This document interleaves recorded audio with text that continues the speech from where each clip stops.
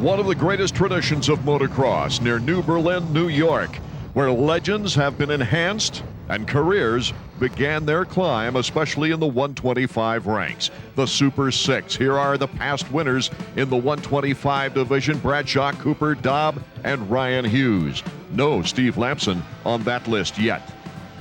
Lampson is taking nothing for granted despite, as you see, an 80-point lead in the championship race. Marty Reed is trackside. Guys, Unadilla is famous for a lot of things. One of them is the size of its rocks, sometimes as big as your fist, and when it hits you in the chest, it can literally knock the wind out of you.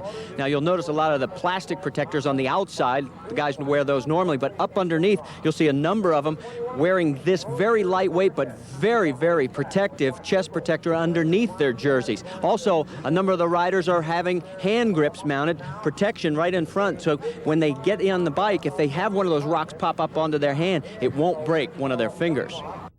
Thank you, Marty. Art Ekman and David Bailey now with you as Tim Ferry checking out the gate. It's tough to get your starting spot dialed in the way you want. It's like watching a baseball player go into the batter's box. I mean, it's just flat ground. They still sit there and kick it around and get it all the way they like it. That's what the riders are doing here. Typically, they want to make that level. They don't want to start in a rut and have to climb up over that starting gate. You can't go in front of the gate, though. Is that correct? That's correct. But if there's something out there, a big rock or a camera crew, for instance, drags the cord and pulls something in your way, you can ask it to be moved. So as the 125 riders do their gardening work, let's take a look at the Suzuki track map. This track has not changed much over the years, David Bailey. Now, one of the neatest things on this racetrack is the start. As soon as you take off, you drop down in a valley, and then you come back up before the first corner. And as you can see from the layout, it's got everything: long straightaways, sweepers, sharp corners, some of the steepest hills, and everything here is natural. The Frenchman, Mikel Pichon, who's coming back from a wrist injury, and also a chronic fatigue syndrome, which can be deadly as far as results are concerned in motocross. Especially here at Unadilla. There's a couple of racetracks on the circuit where you got to go there ready. Unadilla is definitely one of those, and I would say another track would be Southwick, where it's so rough and sandy. Mike Kudrowski is game face on here, but he's more excited than ever, just signing with Honda of Troy, expected to be a teammate of Michael Craig, who just re-signed for another year. That'll add a lot of professionalism to that Honda of Troy team for next season. Okay, we're almost set to go as they start the rev here in Moto 1 for the 125s at Unadilla. It's Michael Craig, number 17, John Dowd, Larry Brooks, Tim Ferry, but look who's got the hole shot. Number 1, Steve Lampson. He's taking nothing for granted, David. Not at all, and he's got those little hand protectors that Marty talked about on his handlebars, and with a hole shot, he's probably not going to need them, as long as he can stay out there. Well, you notice he's wearing the plastic chest protector on the outside. He's been one of the riders who has always, since he was a small youth, rode with a chest protector. He says it just feels natural. And right now, John Dowd is in hot pursuit of Michael Craig behind Steve Lampson. So it looks like the top 4 or 5 riders all have on those hand guards, anticipating the rocks coming up and being a problem. Remember, Mike Kudrowski broke his hand here in practice a few years ago, so they're all taking the precaution. Lammy also has a special protector in front of the pipe on that Honda machine. You need that. If you get the pipe squished in any way, you give up valuable horsepower. They try to drag all the horsepower they can out of these bikes. You see wide open through there. A lot of rocks, Lampson dancing around. This place will get rougher during the moto. Look how hard packed it looks to start with, though, David.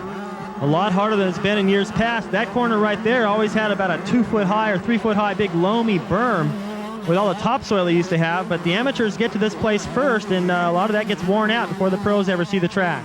Lampson with great acceleration in first place out of our camera range right now, as Michael Craig's in second, and here number 7 is John Dowd. He's second in the points to Lammy. He's had 3 second-place finishes this year, 1 moto win at Southwick for number 7. Lampson working his way back to the front. This is the first big uphill where it used to get quite a bit rougher, but now they carry so much more speed into the hill from a new section that it's not getting quite as rough as it has in the past. Another reason why I think it seems faster this year than ever before to me, David, is that there is no moisture, and we've seen a lot of rain on this track in years past. And all that moisture makes it so tough to get down and up that steep hill right there on 125. When it's loamy right there, you have to downshift sometimes heading up that hill to keep the motor pulling, but this year they're getting a nice drive out of that corner. Steve Lampson already out to a 4-second lead here at the end of the first lap. Here's John Dowd. Whoa, he hits a big rock. That berm right there is starting to get deep. It's got a little chuck hole, they call it, coming out of the end of it, and he was leaned in too far. It may have grabbed his fork leg and hopped the front wheel right out of the berm. Hey, what's that? A little shortcut. I'm not sure if that was a shortcut or a better line. It looked like it was less rough. The great escape. Steve McQueen jumping the fence there. He jumped the banners. That was pretty slick. He could have gotten him hung up in his back tire, but he didn't lose any time by going wide, so I don't think that'll be a problem for him. John Dowd in third place, followed by Team Suzuki's Tim Ferry, who's riding with a new aggressive style. Maybe he realizes he better do something before the end of the season is up, but Roger DeCoster almost given up on Tim Ferry. Look how steep that downhill is, too. Yeah, Ferry has been riding a lot better lately. He sure looks good right now. Look at he maintained a lot more momentum around that berm by letting it drift wide. Starting to close the gap a little bit now on Dowd. Ferry coming off a second place finish at Buchanan Redbud, and we see the fifth place rider Mike Brown, who's had his share of injuries this year. The pace to me, Art, looks really fast. I think the track is, it's not as rough right now as it will be later on in the day. There's a look at Huffman. Our Suzuki stopwatch to get an idea as to the intervals now, as we go back to Chad Pedersen, number 21. And here's Kevin Windham, 13.4 seconds behind. Another slow first moto start for Windham. Yeah, there's Ali, his mechanic, looking on, wishing he'd have gotten a better start. It looks like he's got a pretty good pace going, and typically he's been the fastest guy on the racetrack at times, a lot of times in fact, but he keeps having to come from behind. He's kind of got the Larocco thing going on in the 125 class. Buddy Antonez wraps around the tree, and there's Damon Huffman in 7th place. He's in the building process, David. He's working his way back to the front. I'm sure it won't take long before he gets there. Coming through that mechanics area, one of the most off-camber corners on the whole entire circuit. Slow speed, a good place to signal because you get time to look over and read that board. Antonez, great third place finish at Budds Creek with a 3-4 effort. The starts really make the difference in the 125 class, and he got good starts there at Budds Creek, and not too bad of a start today, battling with Brown right here. And typically, if you can get a top 5, top 10 start and ride really strong, not make any mistakes in the first few laps of the race, you really open it up and put a lot of distance on the rest of the field. Interesting, the line selection here today, because a lot of riders don't like the same line simply because the rock's flying back. Right, and you can see it starting to fly right there. And sometimes there are tracks where you can follow a guy, actually, especially if the pace is pretty good. You can follow him, take the same lines for quite a while, but Unadilla isn't one of the places you can do that because you got so much roost and so much rocks in that roost that you have to try to dodge. Steve Lampson, our leader here in the opening moto, 1-2-5s from Unadilla. We take a look at Mike Brown being hounded by Buddy Antonez. An off-camber turn below the uphill move. Very hard to get momentum, but Antonez now is moving into 5th spot. Makes the pass on Mike Brown. And Brown blew that berm at the bottom of the hill, lost all his momentum on the 125. That's going to kill you. You come into that corner and you're just saying, okay, now get through the corner fast. You're so over anxious at times, you'll make that mistake. He went over the berm a little bit. That opened the door for Buddy. Buddy Antonez was in the great position to take advantage of that move by Mike Brown. This is one of the only one-line sections on the racetrack, and actually it's got 2 berms through it this year, so the drier conditions have really, I think, made for better racing. A mechanical now for James Dobb as you see him here coming off a moto win in the last race at Buchanan. Let's go to Marty Reed and see what this problem is now. Well, you can see the end result of what has happened to James Dobb. He has lost the chain and obviously out of this moto. Let's see if we can swing on over here. James, what happened? Just landed over here a bit heavy, and I think a rock must have got between my sprocket and the chain, and it just snapped the chain. So the rock has taken its first victim, and unfortunately it's been you. Yeah, but hopefully I'll go back, get all ready, and hopefully come out and try and win the second moto. So James Dobb, the first victim of the rocky road here at Unadilla. Mike Brown in 6th place, but he's got Damon Huffman on his tail. So Brown, trying to avoid going backward, now has the talented Damon Huffman. That's a bummer too, when you're riding pretty good but not quite good enough, and what happens is everyone keeps catching up to you and you find yourself having to ride defensive all day long, and you're never really able to get any kind of forward momentum going. Huffman out for 5 national events. He makes the pass on Mike Brown into 6th place. Damon Huffman coming off that could have been a devastating injury to the ACL. It was shredded. It was not blown, and Dr. Stebner went in just to simply stimulate the healing rather than do much mending process. But it's good to see Damon back and getting stronger with each race.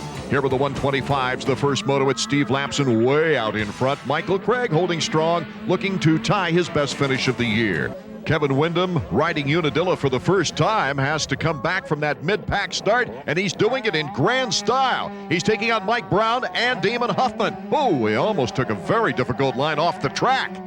Here he's battling with Mike Brown as they go up the hill. He's got good power, passes Brown. Next in his sights, number 10, Damon Huffman on the Kawasaki. Brown did a pretty good job of trying to keep Windham from getting around him up that hill. He just moved over little by little, and Windham had the room to keep going. The track here's so wide, Windham using it all. Boy, and he's not letting off that throttle at all as he gets by Huffman. Windham has passed 14 riders in 5 laps. And look at his riding right there. His foot just skimming the ground, his outside elbows up, using the clutch, pulling away from these guys he just passed. When he's on, he's beautiful to watch. And you can tell right here, this is more of a stand-up track as he sits down for the turns. Well, he and Huffman both stand up quite a bit when they ride. I think maybe they're a little taller, and not sure if it's just their height, really, or if that's just the way they like to ride. Ron Lachine did the same thing. You could see Ronnie stand up through corners, and Marty Tripe's one of the first guys to ever do that technique, and I don't know if it was just, when Marty did it, it kind of looked like he was just being lazy, but he sure went fast.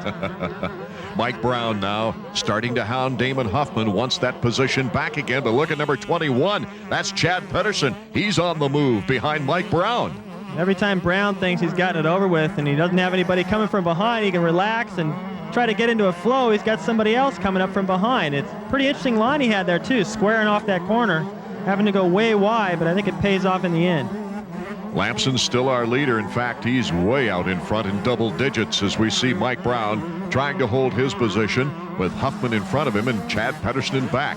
Number 10, Damon Huffman, really showing what he's made of this year, coming back from a devastating Supercross injury. It's good to see him back in it. I'm sure he'll be ready for next year, which is probably all this year is about, really get back into it and get some confidence. And it looks like everyone's kind of taking the same lines. There, Pedersen's going a little bit wider, I think maybe just to dodge that roost, but the only guy I can see right now that looks like he's taking different lines and they're working for him is Windham, and it's I think it's obvious because he caught all these guys and passed them, and now he's already pulled away, dropped down the hill before our camera can catch up with him. Pedersen coming off a 6th place finish at Redbud, would certainly like to take on the 2 in front of him to get a better placement here today.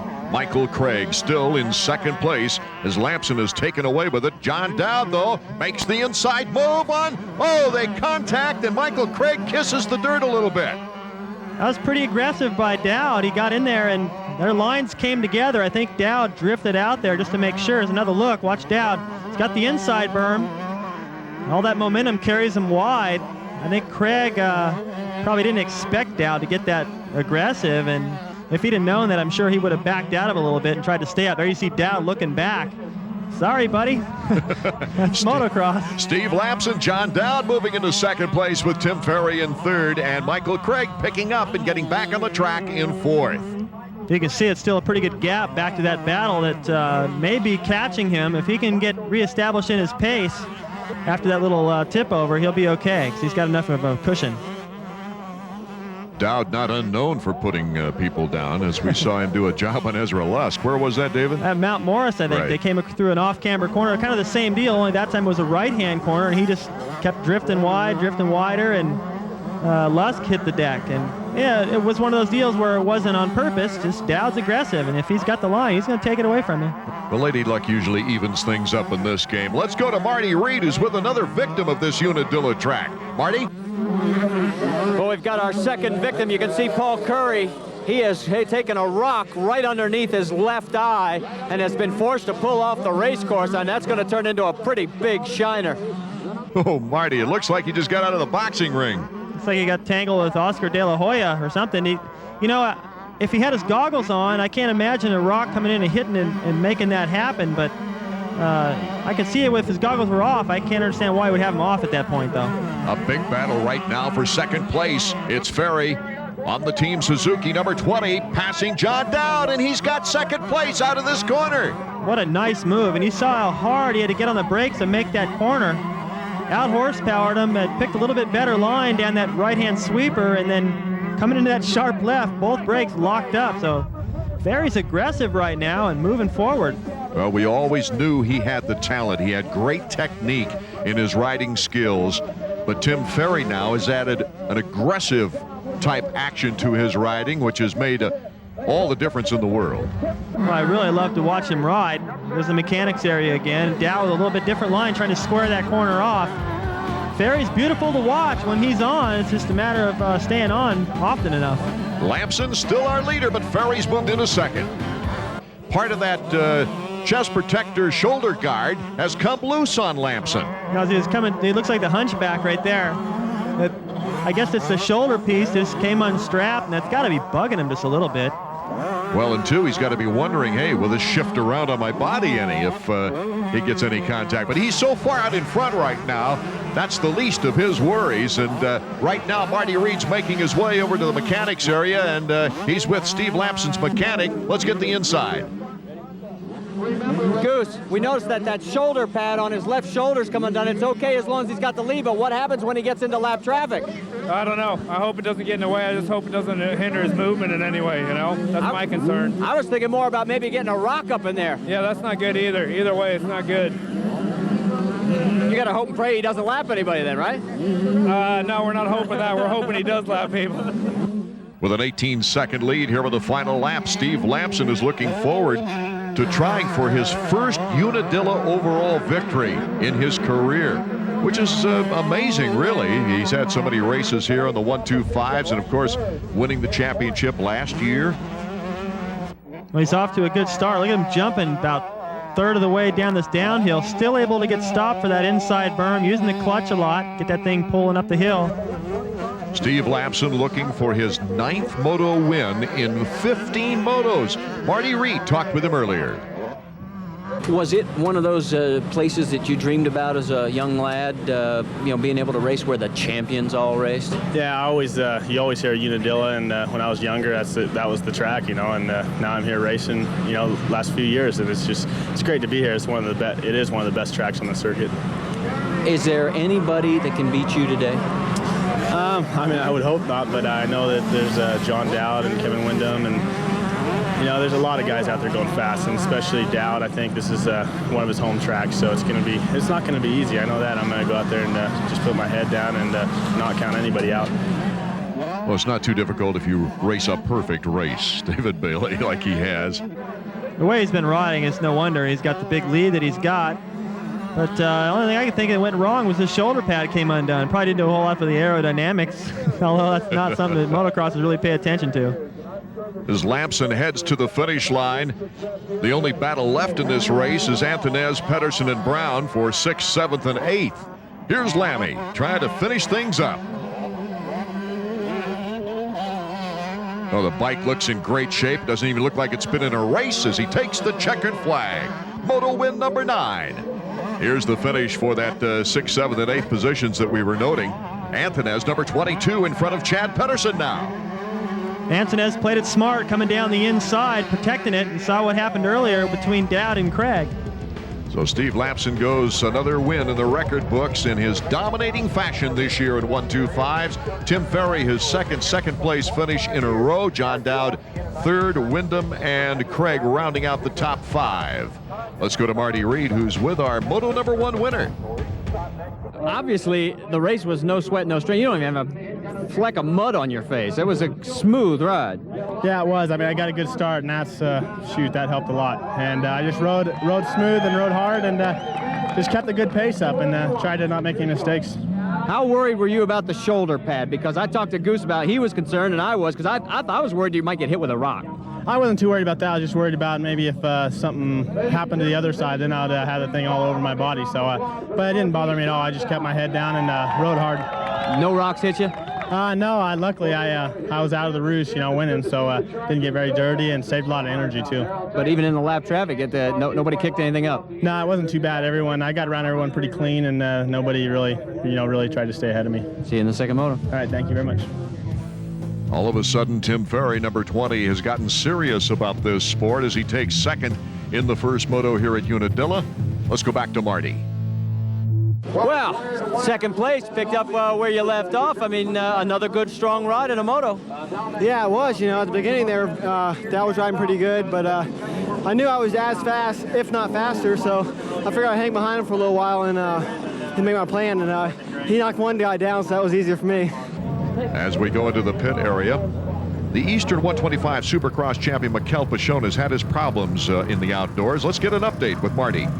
First off, you know, all season long we've talked about, you know, physical fitness and how at times you just felt like you didn't have enough energy, and all of a sudden now you just told me that you now have a real problem that is the reason behind all this. Yeah, I got chronic fatigue syndrome. It's something that a couple riders had in the past, so we find that 1 month ago, but for the moment it just got me tired. So kind of track like today it's going to be very hard, but some track like Troy where it's more jumps, you know, you can rest a little bit more, that'd be okay, but for the moment I don't know.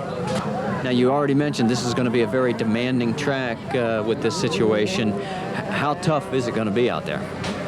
Very tough. The first moto will be, I think, pretty okay, but second moto will be very hard because with that virus, I can't recover very fast. I need a long time. So between motos, only 1 hour between motos, it's pretty short. So all the time, the second moto, it's more harder. But we'll say, I think, I hope to do the best there.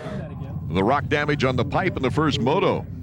You can count on wasting a couple of exhaust pipes here at Unadilla unless you have a pipe guard. Team Chaparral electing to go with brand new pipes for the second moto. After moto number 1 of the 125s, it was obvious, David, that Kevin Windham had the fastest bike on the track, but he got the slow start. Wouldn't it be something if he got a better start against Steve Lamson? It'd be something. I've been waiting for this battle to unfold all year long. They definitely are the fastest guys in this class when they're on. Windham is on today. Too bad he didn't get the start he needed. He's definitely got the speed to run with Lamson.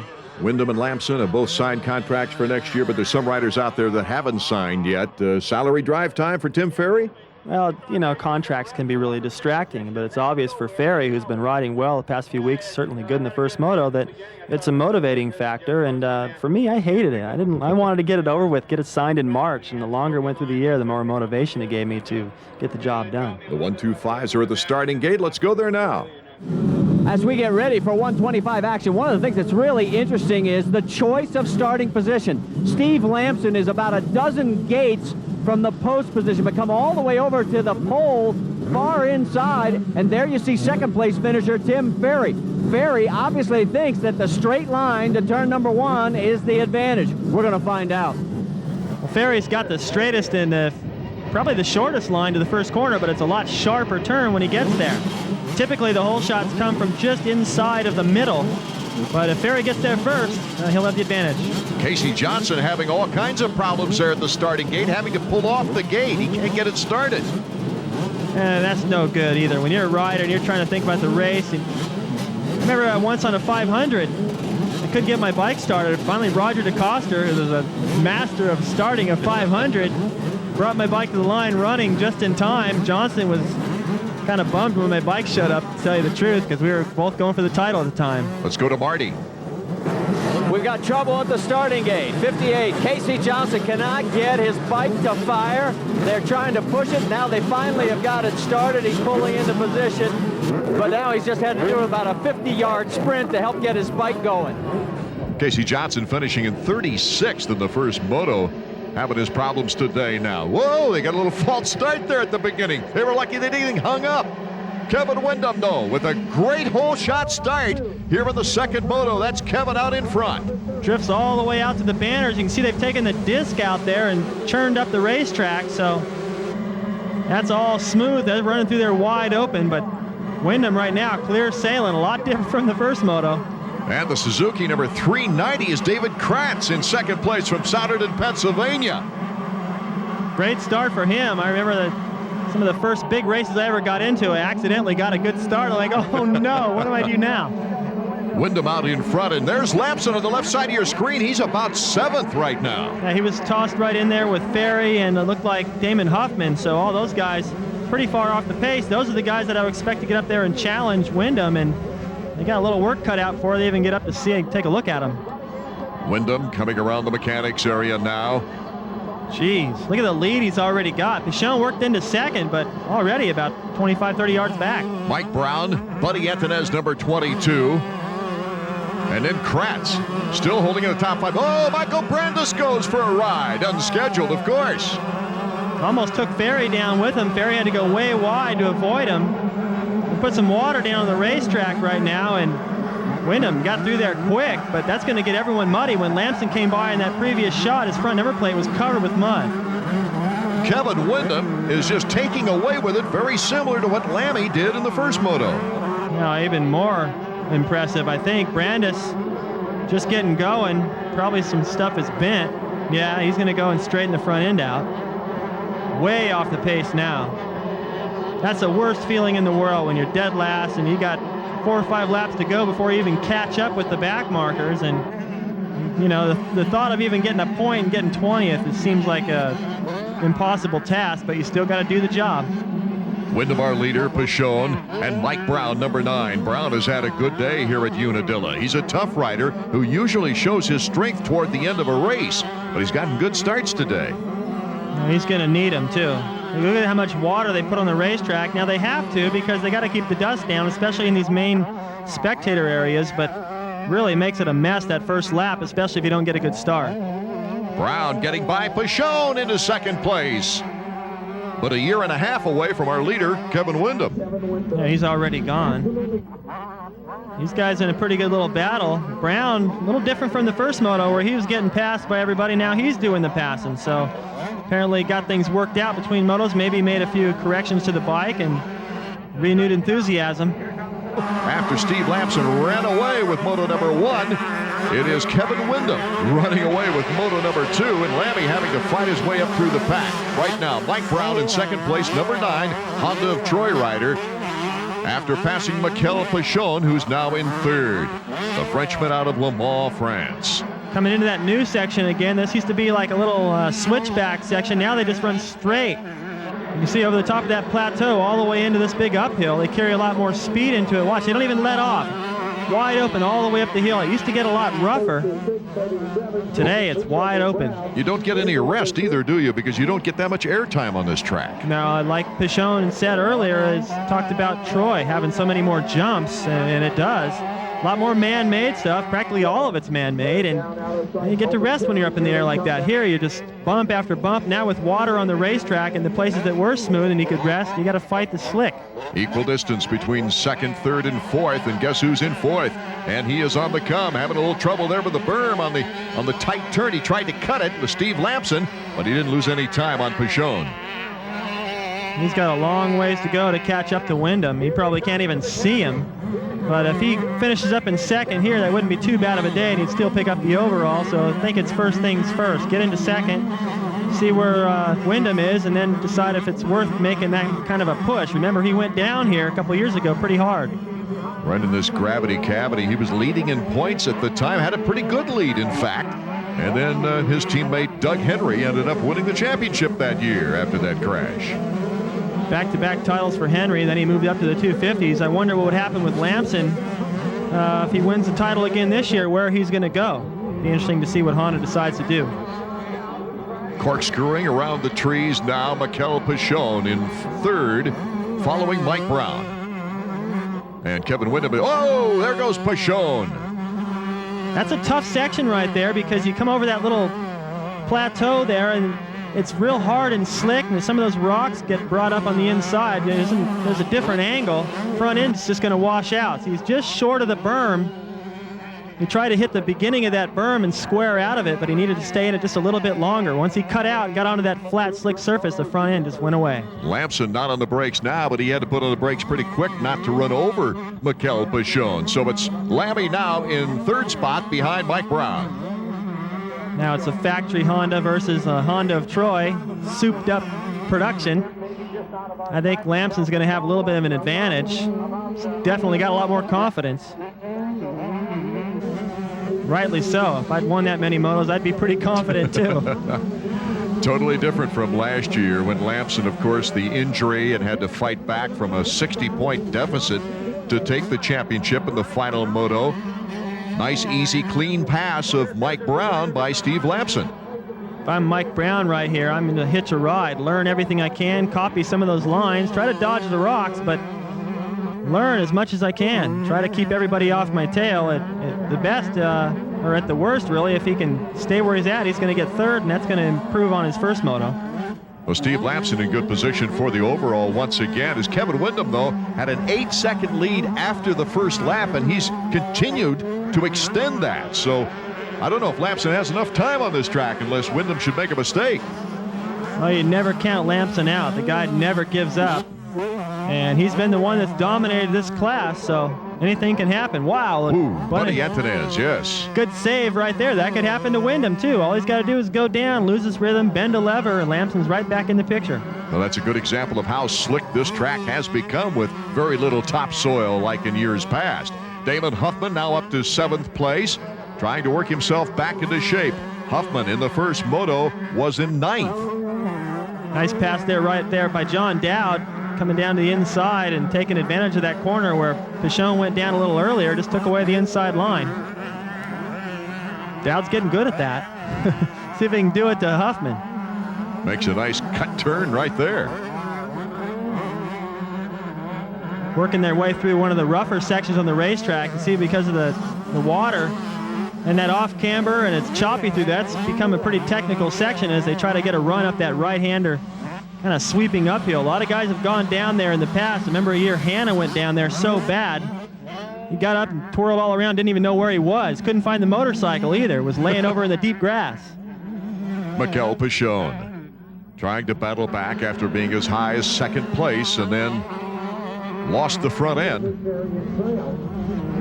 I've never seen these guys get such a good run at that uphill. Usually you've got there'll be riders sitting all around the bottom of that hill in practice trying to figure out the best way up it. That's a wild off camber right there. The first time I ever came here to Unadilla and saw how steep that downhill was, I kind of thought it was a joke. I thought you just have to go down with the brakes locked up and still miss the corner. And at the bottom, you don't get much room, and then it goes back down into the woods. Here comes John Dowd to the inside. The passing of Damon Huffman. Just barely caught that outside berm, David. He didn't catch much of it, but he was determined to stay on the racetrack. Looked over to make sure he had that clean pass. Same place he got Craig in the first moto, but at least Huffman didn't go down in the process. So John Dowd once again coming from behind to show a lot of power here through the mid-race section. Kevin Windham, incidentally, has a 16-second lead here in Moto 2 over Steve Lamson in 2nd place. If Lammy just holds on to 2nd, he's got the overall victory. What a contrast to John Dowd, who's covered with mud, having to come from a little further back. Kevin looks like this is his first lap out there. He hasn't even got a speck of dirt on him, and everything's coming together good. He's got a huge lead right now, and it's in that flow. When he's in that zone, he's untouchable. Well, it's interesting. He gained a lot of experience with his first moto. That was the first time he's seen the Unadilla track. Let's go down to Marty. Oh, what a difference a great start will make. Yeah, he's got a good start, and the track is a little muddy, and he got out, and everybody else is fighting in the mud, so he just took off and went pretty fast. He also looks like he's pressing this first 10 minutes, but now Lamson's in 2nd place. Does he have enough to hold him off? I'm sure he does. He's working really hard, so he's in shape. In shape indeed, and way out in front, Kevin Windham making a mockery of the rest of the field here at Unadilla. He could not be in shape, and the way he's riding still put on this kind of a performance because he doesn't use any energy. He's wheeling over all the big holes. He's sitting down at the right places. He stands up, as he pointed out a little earlier, Art. He stands up a lot more than most of the other guys and saves a lot of energy out there and still goes fast. Look at the lead. The Suzuki stopwatch ticking off the seconds. Windham over Steve Lamson. 16.5 now on the half lap. Number 34, you see Yogi, his nickname. That's Ezra Lusk with problems. He had a 2nd and a 3rd in the last 2 events overall, moving into the top 5 in points. Having his troubles here at Unadilla. This is that technical section I talked about earlier where Hanna had gone down, and you can see back behind him, that's a big whoop-de-doo. That's a hole. I would assume that he landed in that sideways Pichon trying to save some energy, running in 9th. Remember, he was in 2nd at the very beginning of the race. So he's dropped back considerably, and he said this track would be tough for him, and it's starting to show right now. That chronic fatigue syndrome it's impossible for him to recover between motos and have a lot of energy in the second moto. That's really sad, too, after such an outstanding Supercross season, winning the Eastern 125 Championship and looking with so much promise. Another rider with a lot of promise who's had injury problems is right behind Pichon, number 14 there on the Primal Honda. Robbie Reynard is coming back, his first race since separating a shoulder. Yeah, kind of a neat line, too, as they dropped into that back section. He used one of the braking bumps to jump over the crest of the hill, land going down in. Stands up a little bit more than some of the other riders, too. I think towards the later stages of a moto, when guys are getting tired, that's usually a sign. You'll see him start standing up a little bit more and searching for better lines, trying to hop over all the bumps, and Reynard's doing that now, which is understandable because he had that injury and wasn't able to train, so he's coming in here not tip-top in terms of his physical condition, so both he and Pichon are riding around just trying to save their energy. They're both wounded. Buddy Antunez, Tim Ferry, and then John Dowd. That's a good threesome for a battle coming up here on the Unadilla track. Dowd doing the same thing that Reynard did, jumping over the crest of that hill. Makes the pass, it looks like. Sure did. Made the pass on Tim Ferry. Nice move. He just set it all up by having a nice line going to that corner towards the back section, positioned himself to the inside, and completely different style for Dowd compared to Pichon and Reynard, who are just trying to save their energy and get through this moto. Dowd is strong. He's 100%, and he's going to get tougher as the moto continues. It looks like he's not finished yet. Uh-oh, Chad Pedersen is down. Chad having a pretty good afternoon of it. The Pro Circuit rider does not look like he's in good shape. He went over the handlebars, is our report. Buddy Antunez in 4th place and John Dowd right behind him. This is the battle right now as Kevin Windham is way out in front. Our leader, Steve Lampson, a lonely 2nd place. This is the battle. Forward for a couple of bad starts. John Dowd would be contending for the title right now, coming from behind to take a 3rd in the first moto. He's in 5th right now with his sights on Buddy Antunez. Antunez with a couple of good starts and then fades a little bit as the moto goes on. Antunez in the first moto taking a 6th place finish. You can see from this camera angle how beautiful this place is.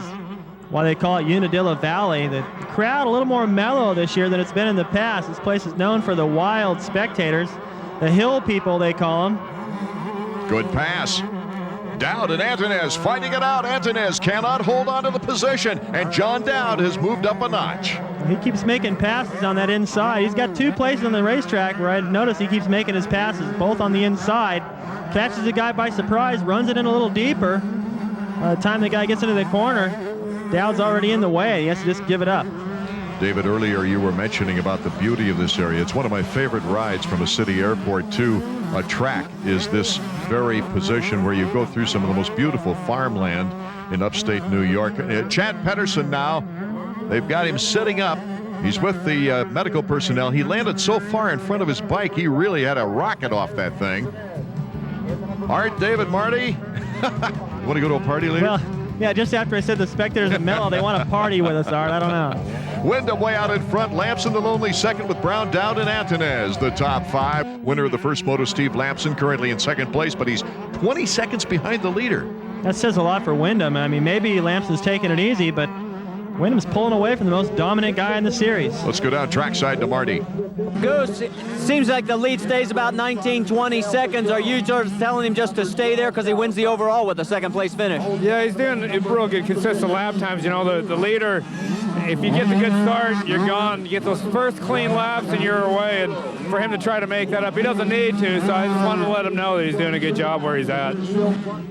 Pretty good job. 80-point lead coming into the race in the title chase, David. Well, you figure if you got an 80-point lead, you can stay home and go to the next race with a 30-point lead if Dowd wins both motos. So it's a nice place to be.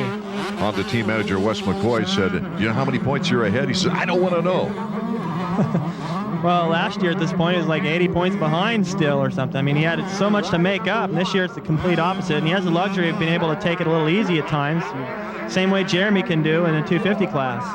Kevin Windham last year, of course, as you see him going down into the gravity cavity.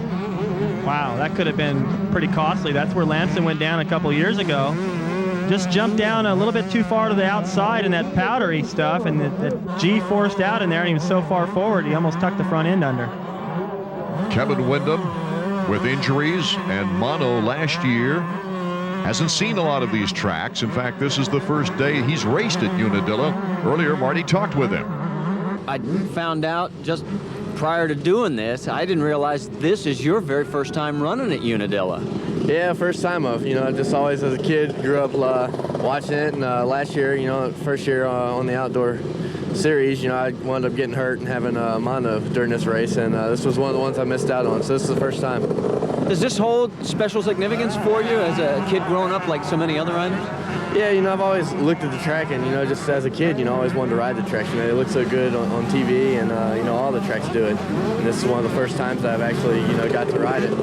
And it's always been in the back of my mind that I wanted to, and I'm glad that I'm getting the opportunity. A little further back on the track there, as he's coming down the straightaway, you saw him look over to his left. He's looking at Lamson, who was coming the other way. That's Windham's girlfriend standing on top of the Yamaha semi. It's hard to spectate this racetrack for the mechanics. And the heel clicker with Kevin Windham so far out in front. Of course, Windham taking his first overall victories at Glen Helen and Mount Morris. The only rider besides Steve Lamson to win an overall this year. The checkers for Kevin Windham. Oh, good comeback effort for Kevin after a difficult first moto. Kevin Windham, Steve Lamson in second place, Mike Brown all the way to third. John Dowd and Tim Ferry are top five. Antonez holding on to sixth place. Robbie Rayner getting into the top 10. Let's go down to Marty, who's with Kevin. We talked with Ali, and we talked about the fact what a difference a start makes, but you really exploded. Yeah, I've been so happy with my ride. I just been a little down about the start, and I've been trying to concentrate as hard as I could. Maybe I was concentrating a little too hard, but I got it done that time, and man, it just felt great to get out there and not have any dirt in your face that time. Now, I think one of our cameras caught you with about 4 minutes to go with a little bit of bobble. Did you scare yourself there for a minute? Yeah, I was hoping y'all didn't see that.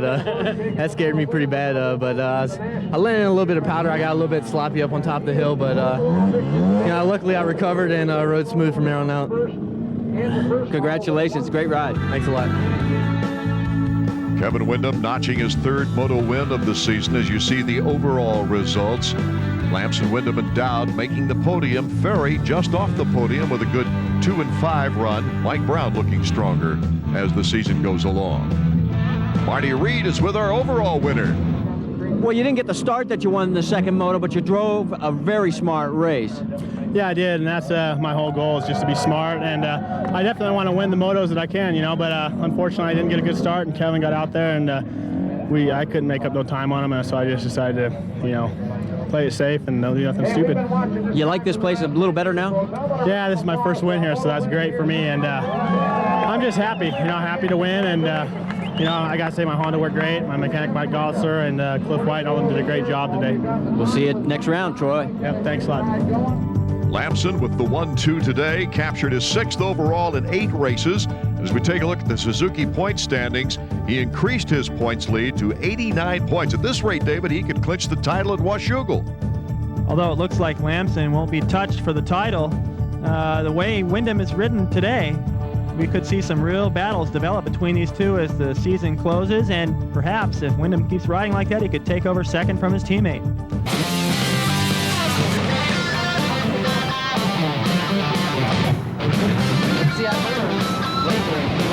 I had my goatee for a long time, and it's been a long time since I've shaved that thing, so figured I'd just try something new. Just wanted to see what your upper lip looked like again. Yeah, I forgot. It's been a while.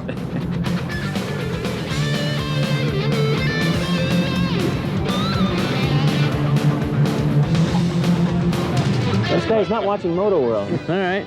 We're going to break some news to you here. Kudrowski's coming back. I guess, yeah, that's what I hear. It's just another guy on the track.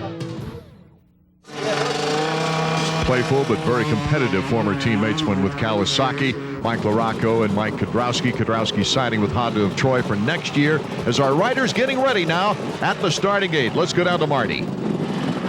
This first moto is going to be very interesting. We've got a matchup that we've been looking for, the number 1 and the number 2. Jeremy McGrath and Jeff Emig are going to line up side by side. Of course, starts are always pivotal, but also momentum is pivotal. And Emig is coming off a very big win last time out at Redbud at Buchanan, Michigan. All kinds of special protection for this rocky road as you see the hand guards on the handlebars. See Albertine pulling one of the tearaways off of his goggles. They usually build up the goggles with an extra tearaway. And then before the start, all that handling, you want to get that one off there and get clearer vision. Despite 5 overall wins and 12 moto wins on the season, Jeremy McGrath with only a 40-point lead over Jeff Emig. Making things interesting still as Doug Henry gets all nervous and ready at the starting line. Trying to get himself pumped up. It takes so much motivation to try to get off the line. You sit around in the pits quietly, then you got to go to work. Revving up, ready for the gate to drop here at Unadilla. It's a fast start. And Jeff Emig is looking pretty good. Hughes, Lewis, Amaradio, Henry, Ward, all in that front pack. Jeremy McGrath with not a very good start. Kylo Cohen and Bradshaw LaRocco are in front even of Jeremy McGrath on this start. Well, it's looking good right now for Team Kawasaki. Emig coming off that win at Buchanan, and Ryan Hughes coming off of back-to-back wins here in the 125 class. Jeff Emig is our leader with Hughes number 5. That's Lewis shooting by us. And Jeremy McGrath just going through before the shot change. Yeah, he's pretty far back, got his work cut out. That's what helped Emig win that last race at Buchanan. He got the whole shot. Now he's got his teammate as a buffer for McGrath to have to come through if Ryan doesn't get him first. This has been an interesting comparison all season long, even during the Supercross season. The youngster Ryan Hughes makes the move on the inside on Jeff Emig and takes over the lead here in the 250 Moto number 1. Now, I talked with Ryan. He loves this racetrack. Got a little sideways there, but that's expected. They water the track. These guys don't know it. They got a parade lap, but now they're at full speed, and he did a nice job to hang on. Look, he's already got a little lead now. You can't talk about this track and not talk about the rocks that act just like bullets or missiles when they're roosted back into the rider in back. And you see Emig taking a much different line behind Ryan Hughes in this rough section. Not nearly as good. He's got to keep this one long continuous corner. Couldn't be aggressive. Ryan just ran it wide open all the way to the outside, jumped into that hole, and then cut it back to the inside. He was able to make 2 straightaways out of that corner instead of one long sweeper. Ryan Hughes, our leader, one of the few riders in the field that doesn't wear a chest protector. That's the best place to be in that instance. Well, that's why he was so anxious to get ahead of his teammate. Also, before they got to all those watered sections, he got ahead to avoid being sprayed by mud in the first lap. Team Nolene's Kyle Lewis in 3rd place. His best finish, Glenn Helen, a 4th overall. He's signed to go to Japan next year. Good money for Kyle. I think he'll do well over there. I don't think it is. In some cases, you see guys kind of near the end of their career go over to another country and dominate, and I don't think that's the case with Lewis. I think it's just a much more lucrative deal, and I expect he'll do well. Number 15, Doug Henry, a new papa. He got a 3rd place overall finish at Southwick, but then got his tooth knocked out in that terrific first lap crash at Buchanan. So he's on the comeback here today, currently in 4th place behind Kyle Lewis. When you talk about tough riders, you got to bring up Doug Henry. Remember the crash that just about ended his career? He's riding around out there with titanium in his body and on his motorcycle. Well, I like to make quick work of Kyle Lewis and run with the leaders. I think he's got the speed. Oh, Greg Albertine down just before the gravity cavity. Ryan Hughes out in front of teammate Jeff Emig, number 1 and 2 as we look back in the pack now. 8 is LaRocco, Amaradio number 30, and then Jeremy McGrath, who is in 8th place. He's got a lot of good riders in front of him, but he's got some time on his side as he makes his way into 7th, getting around Amaradio. Good clean pass. They still got LaRocco to get around, and LaRocco is the man here. He's coming off back-to-back wins, 94 and 95. And I don't think he's going to make it easy for Jeremy to get around today. Plus, one of the significant facts is that every time someone other than Jeremy has won, it's been LaRocco who's had a battle with Jeremy during the moto. Let's reach back into history with a Suzuki flashback. Once a year, the 250 Grand Prix season would make its stop at Unadilla, New York. This was 1986, and a battle between Bob Hanna and Johnny O'Mara. Bob on the Suzuki, Johnny on the factory Honda.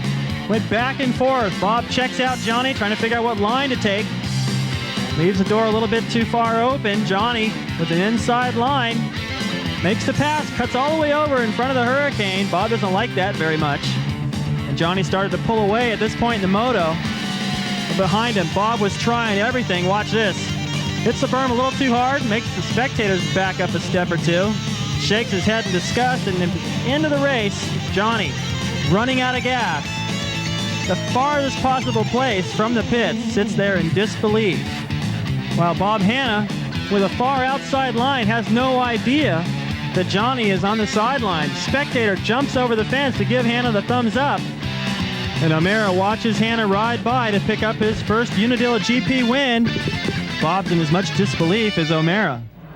As we get back to the action here in the first moto of the 250s, we see Mike LaRocco battling it out with Jeremy McGrath, and Jeremy McGrath and LaRocco are not battling for the lead. That's the unusual fact right here. I understand O'Mara had a special presentation after that race was over with Bob Hanna, David. Well, he took over an empty gas tank and signed it, gave it to him as a little token. Here you go. Well, LaRocco getting to the inside of Ward on that off-camber before going up the hill, but these powerful 250 machines able to really generate up that hill.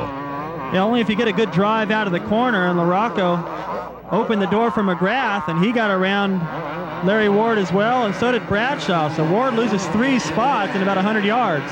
Damon Bradshaw, number 28, so it's LaRocco, number 8, Jeremy McGrath, and Damon Bradshaw now in 7th place.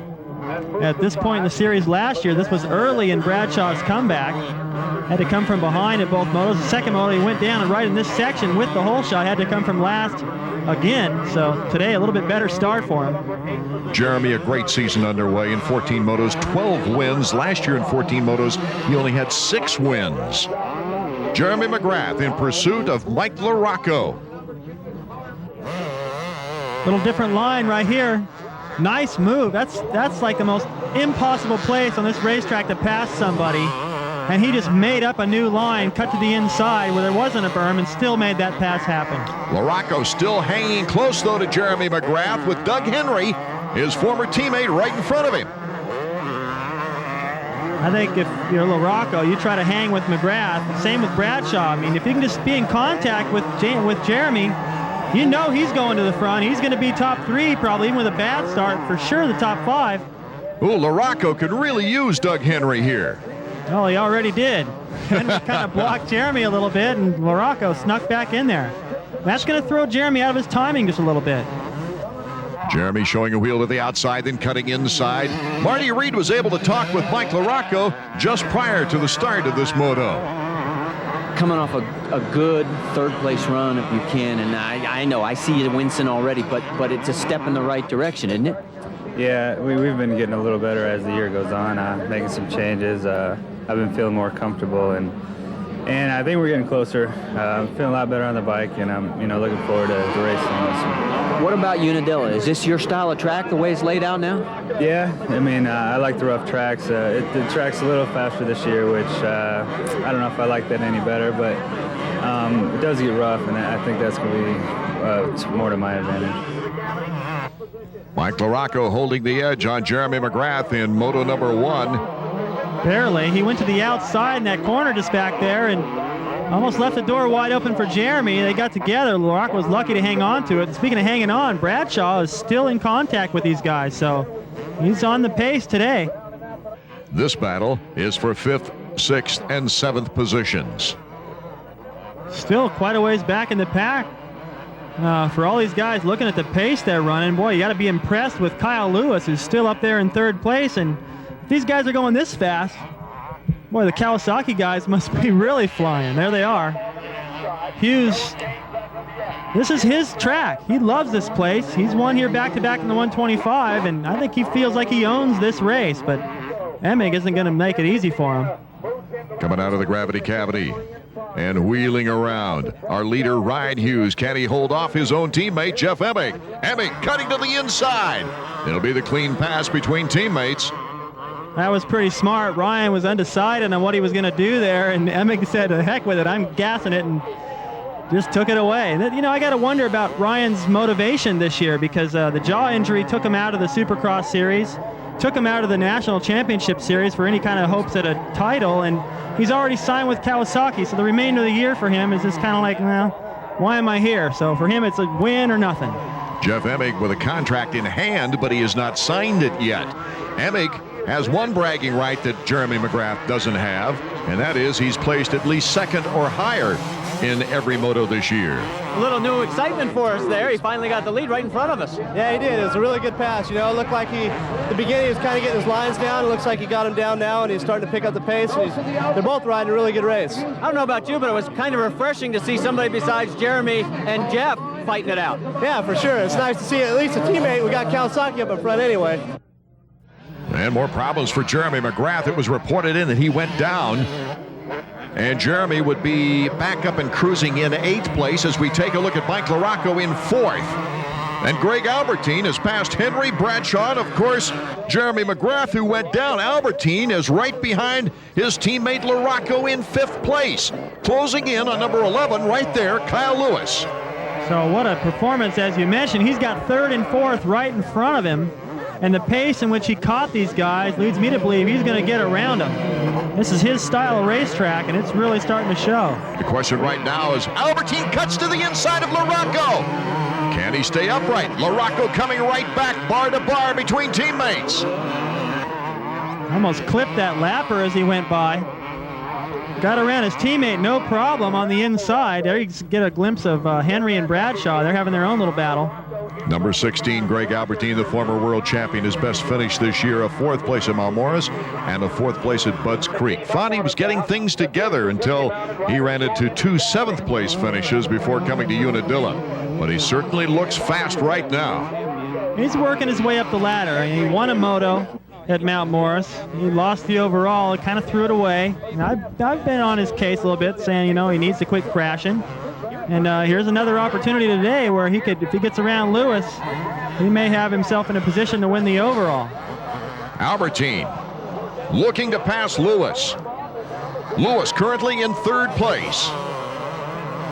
Albertine just searching behind Lewis for the good line. He's flying. He's putting that bike wherever he wants to put it, taking whatever line he wants.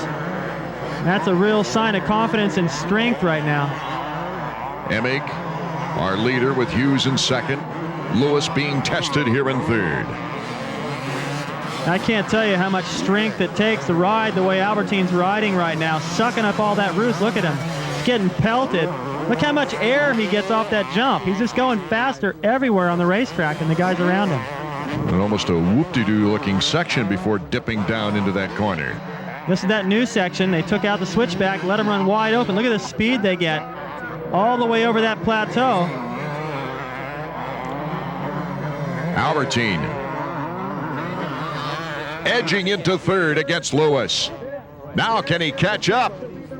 With Ryan Hughes in 2nd place. Greg Albertine running one of his finest races of the outdoor season. And he just shot through that berm. That's the kind of momentum you need. Then he pre-jumps that uphill. He's doing everything right today. Jeremy McGrath, an upset in the making here in Moto number 1. Emig is leading, Hughes in 2nd, and Jeremy's all the way back in 7th. Now testing Doug Henry.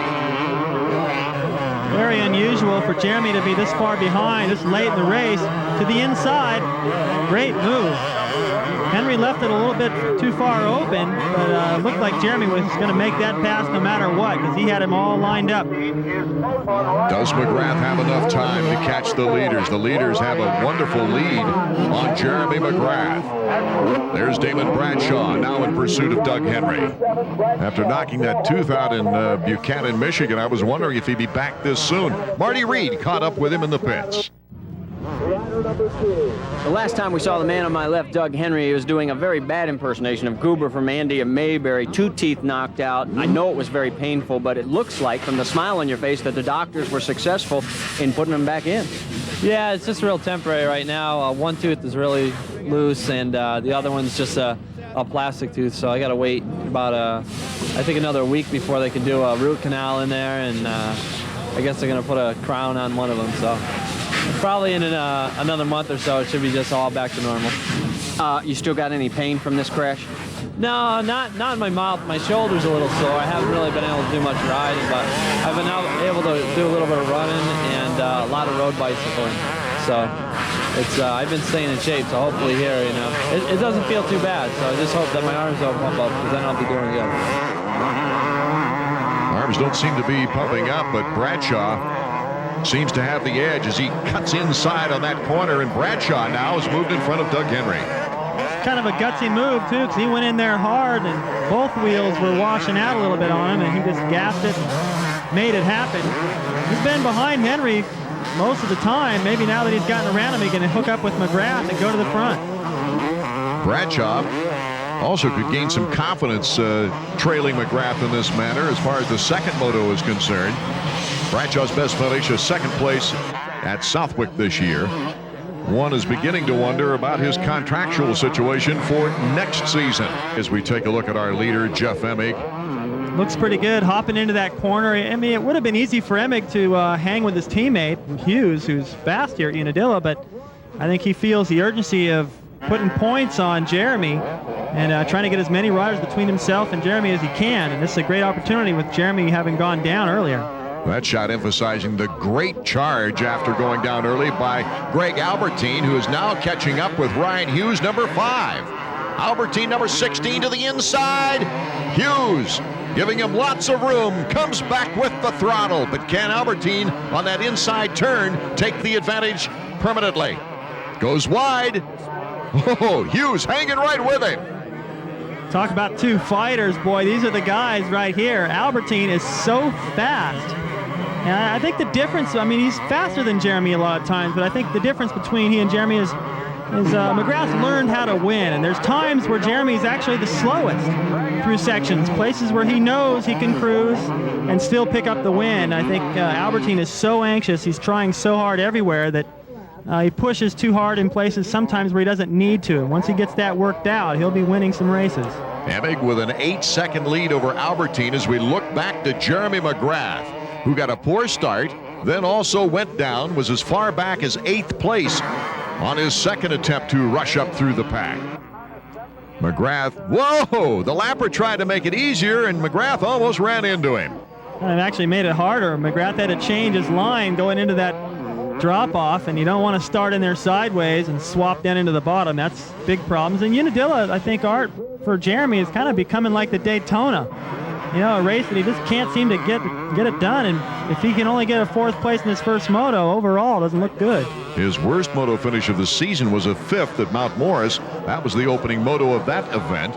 Came back to win the second moto and a 3rd place overall, which is his worst overall of the year. But that's been some time ago. Jeremy now trying in the last few laps to get back into this race, get back into contention at least for a top 3 spot. If he makes any mistake at all, he's got Lewis, who's riding great today, and LaRocco, who just won't leave him alone. Look, they're right there, pushing him to the finish. LaRocco really becoming more of a rival with Jeremy McGrath than Jeff Emig is, even though Emig has been known as the streak breaker. Emig just having much better starts than LaRocco. I think if they were to swap, LaRocco would be winning the majority of these races because the guy is fast. You can see right here, he's matching McGrath. Although Jeremy went down, LaRocco's still got the speed. Here's our leader, Jeff Emig, number 2. He's put in a great ride. He earned it, too, having to get around his teammate and built a pretty nice lead. That's going to give him a lot of confidence going into the second moto. The checkers are in sight for Jeff Emig. This would be 2 moto wins in a row. Starting with consistency as the number 1 placement. Oh, he's got to feel great. Jeff Emig, Greg Albertine, and Ryan Hughes, the top 3. All in front of Jeremy McGrath. We had a fast moto number 1 for those 250 machines. Marty Reed is with our winner. Well, I don't know if you knew how exciting this race was for all of us behind you, but I'll tell you what, Ryan Hughes gave you a bit of a battle there in the beginning. Yeah, he definitely passed me what I wasn't expecting, but but Ryan's always real fast here, and I know that he really wants to win at this place. As far as second moto now, you are in complete control. Will this change your strategy? No, I'm just looking for a hole shot and looking to ride like I did the first moto. I knew that Greg was back there, and I was just trying to pick my way through the lappers, and stay out of the roost because I didn't want to catch no rocks, by a lapper and, and possibly, injure something. Maybe the fastest bike on the track after going down was number 16, Greg Albertine. A phenomenal comeback for second place. Marty's with him now. Well, you told me before this race started this was your type of track, and I know it's could have, should have, would have, but if you don't go down, you would have been battling for the win. Yeah, you know, the first lap I was just going really smooth actually and easy, and I came into the one turn and there was a rut I wasn't expecting, and front wheel just washed out. But very good race. I felt really good and strong right to the end. Had some great lines, and you know, I just want to thank everybody for the support out there. I'm a guest in this country, and I made a lot of friends, and I appreciate the prayers and support. Welcome back to an uncharacteristically smooth and fast Unadilla track. And David, we've got great weather. It's nice. There's no humidity like usual, and there's no rain like usual. I can remember it raining always or threatening to rain. And the amateurs are the lucky ones. They get to this racetrack while it's still fresh, still has grass on it. Because of the lack of moisture they've had, the track's much drier, a lot more powdery, and it's brought up some rocks.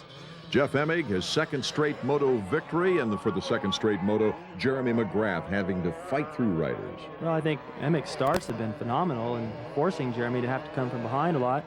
And Emig has got 2 motos in a row going back to last week, if you want to count that one. So maybe now he's got the confidence and the strength to hold Jeremy off all the time. And a good ride for Albertine, charging back from a pretty bad start up to second. Reaching back into the record books, when was the last time someone other than Emig and McGrath won an overall? Well, it was back in 1995 Millville. Mike Kudrowski. Ironically, Kudrowski announced he's coming back to racing, signing with Honda of Troy for next year. That's exciting to hear. I think Mike has sat on the other side of the fence just long enough and thinks he can still go out there and beat those guys, and probably has a renewed enthusiasm and appreciation for the sport. And he talked earlier with Marty Reed. Big news this week. What brought this decision about? Well, there was a bunch of reasons. You know, I've been talking to the fans stuff. I've been coming to the races with Kawasaki as a consultant, and you know, they always ask me, "Hey, you gonna race again?" I tell them, "No, you know, I'm done." But yeah, I kind of still had the itch to go race and stuff, and I had an 8-month break and stuff, and I haven't been riding, training, or nothing. And Honda Troy gave me a call. Phil did, and he said, "Hey, you want to ride for us?" And yeah, I thought it was great that somebody called and asked me to come ride for them. So yeah, I said, yeah, I'll do it. And we got the contract. Well, I haven't signed the real contract yet. I did a letter of intent. And next year in '97, I'll be on a Honda Troy bike riding the 250 Supercross and 250 Nationals. Mike had been the advisor for Kawasaki for, about the last 6 months, I guess.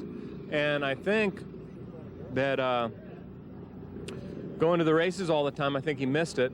And he kind of watched our team for the last 6 months. And he was close to doing a deal with us last fall. And he kind of backed out at the last minute to stay with Kawasaki. And I think that just from being at the races and watching everybody ride, he just got the itch. And Eric Kehoe and him talked. Oh, shoot, I guess they've been talking for about the last 6 weeks. And last Saturday, the 13th, we managed to get him to sign a contract for next year.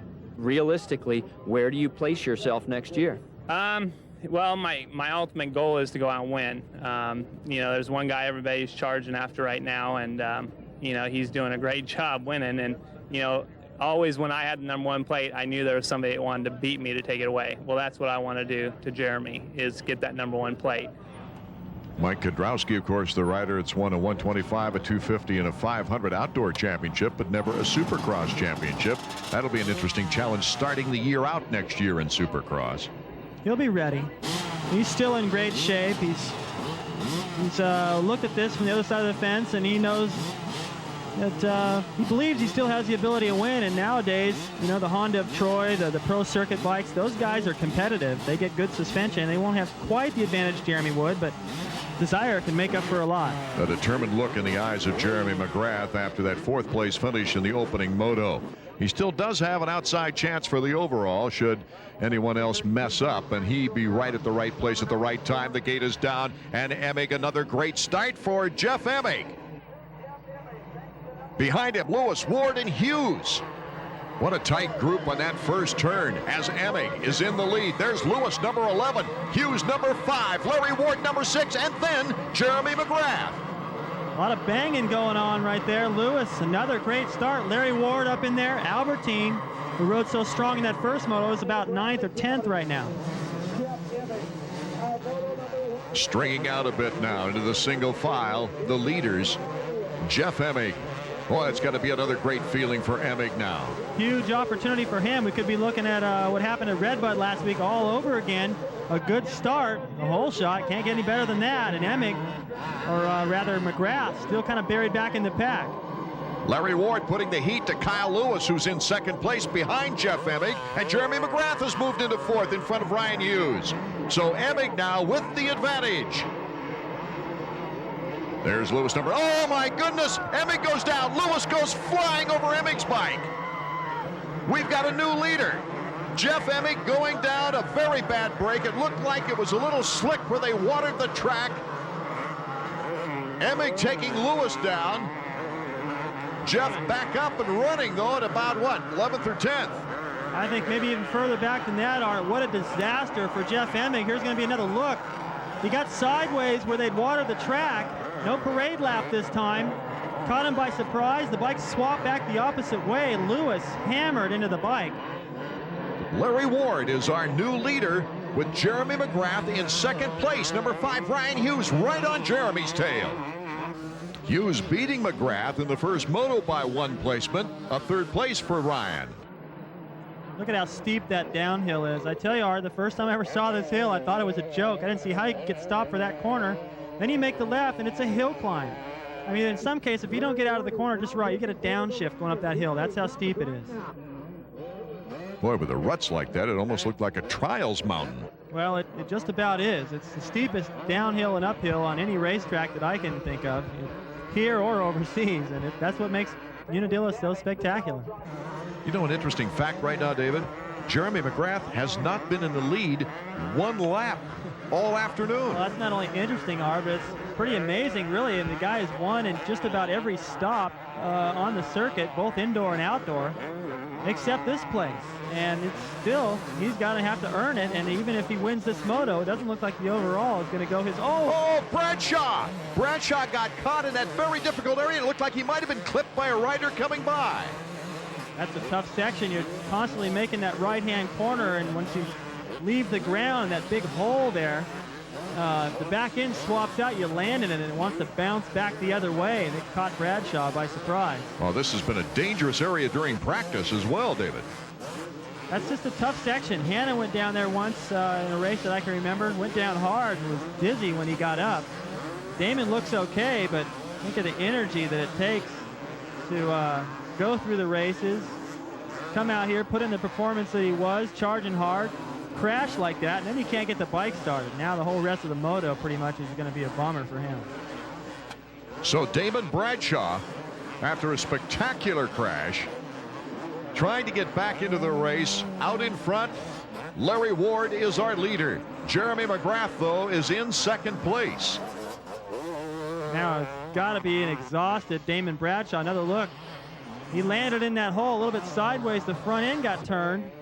Just kind of a weird deal there. How he was lucky not to get run over by Albertine. A new development while we were gone. Ryan Hughes has made a pass on Jeremy McGrath. So it is Ryan Hughes in pursuit of Larry Ward, our leader. Pretty amazing. Jeremy is just not getting it all together here today. But I think it's also a real testament to how good Hughes is riding today as well. He's going fast. He likes this place. And if there's anywhere that you could ask Ryan Hughes where he would beat Jeremy for sure, he'd probably pick Unadilla as one of those spots. Look at all the rocks starting to come up through there. Here's the move by Jeremy McGrath, an almost impossible move if you look at the terrain that he had to go over, the off-camber turn, and Jeremy McGrath and Ryan Hughes continue to battle it out for 2nd place.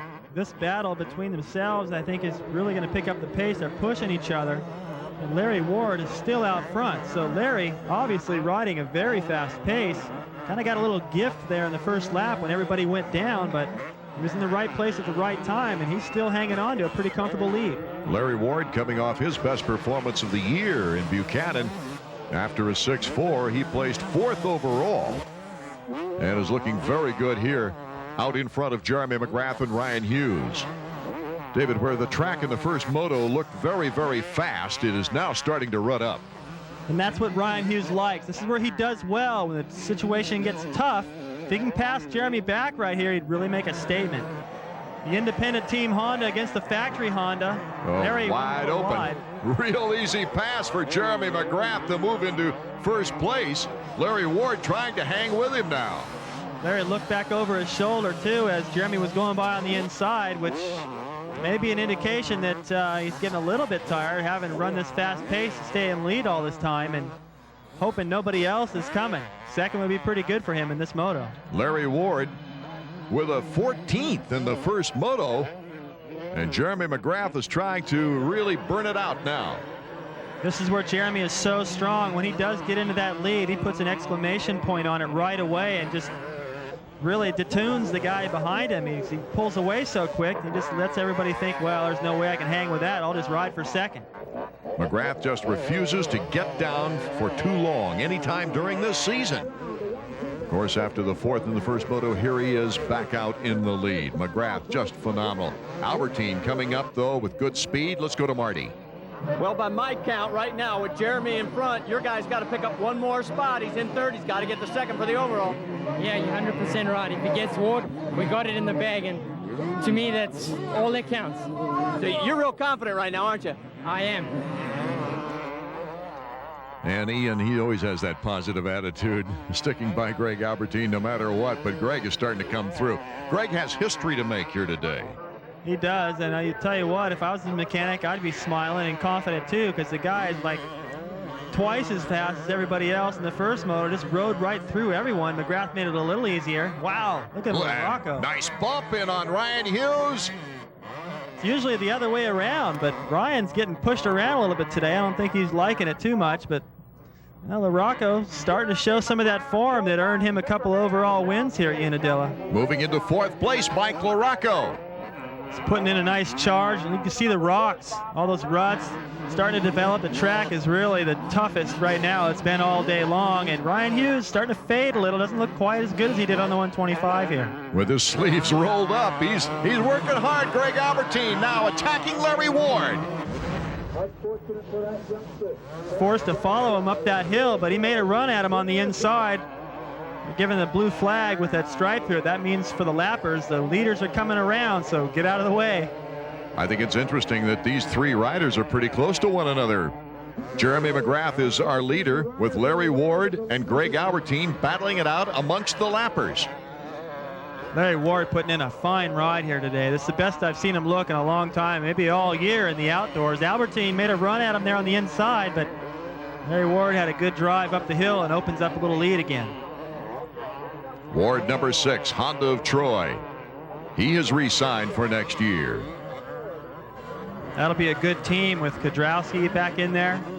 His work ethic, I think, could really benefit for some of the other riders, perhaps Mike Craig if they sign him again, and Larry Ward. That's going to make them try just a little bit harder, try to be the #1 guy on that team. Well, Ward fishtailing quite a bit. Is that Albertine out in front? Yes, Albertine has moved into second place. If he can hold this position, he would win the overall. And the last Suzuki rider to win an overall was Kent Howerton. That was some 15 years ago, David. Marty Reeds with Skip Norfolk.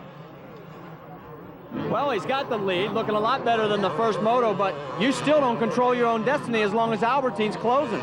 No, he's probably the guy in the hot seat right now. He's going to be the one in the hunt for the overall. We just got to win the race, and whatever happens behind him happens behind him. Made some changes to the bike mentally, and it seems to be working right now. I think the bike could be a little better than it is, but we're going to have to go home and do some homework. But he's seeming to make things work right now. Any changes you want to share with us?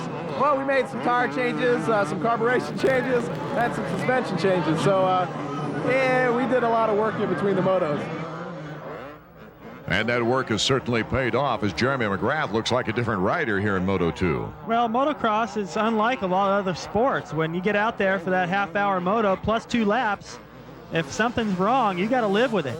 You know, it's not like you get a timeout, you get to talk it over, talk about things, change your lines, and make changes. So obviously, during the between motos, they made the right changes because he's back out front.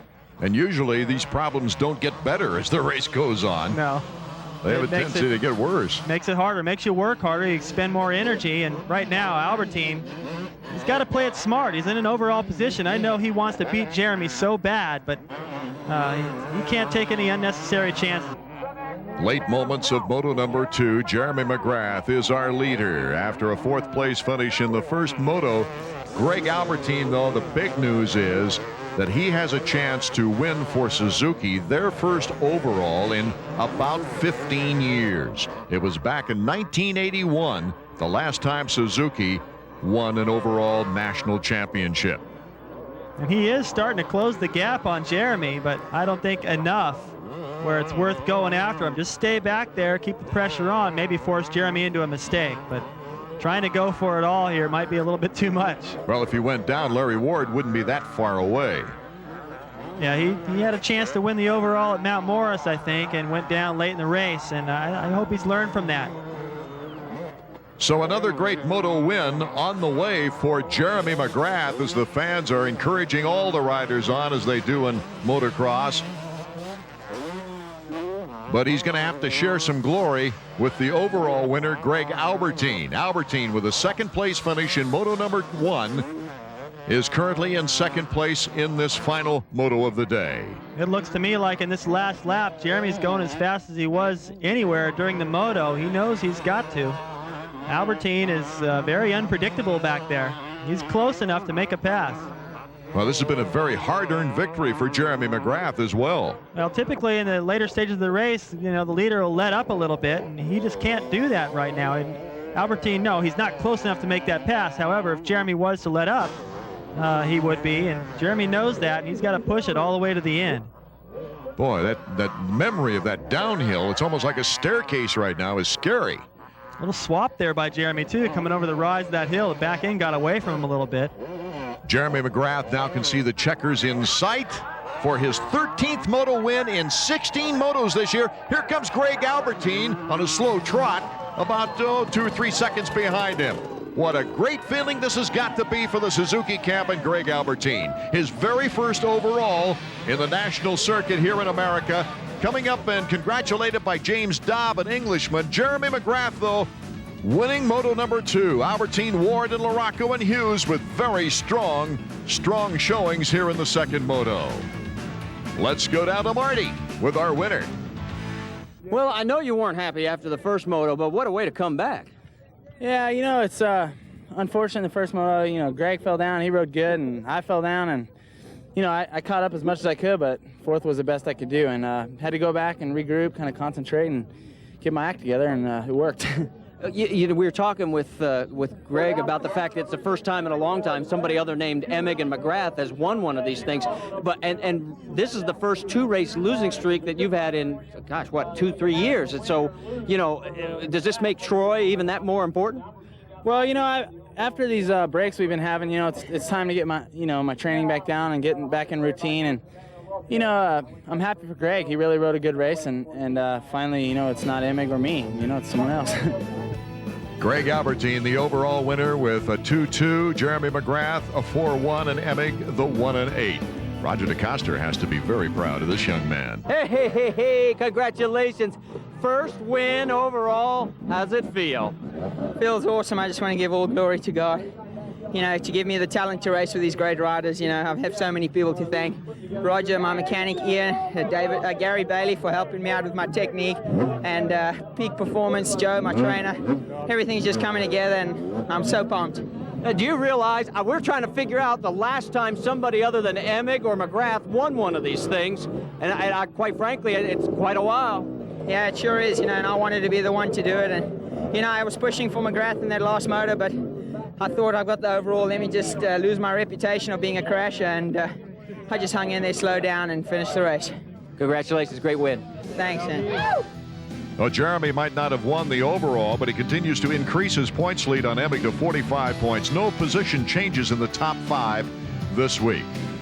A couple things that come to mind today, Art, is Emig, after going down that 2nd moto, having that bizarre crash, riding basically a pretzel all the way back to 8th. That was a pretty good performance. And for Albertine, anybody that's watched the show knows I've been on this guy's case for crashing so much, and he's learned his lesson. He's got an overall, and he's onward and upward, and I'm proud of him. Art Ekman for David Bailey and Marty Reed. Thank you so much for being with us.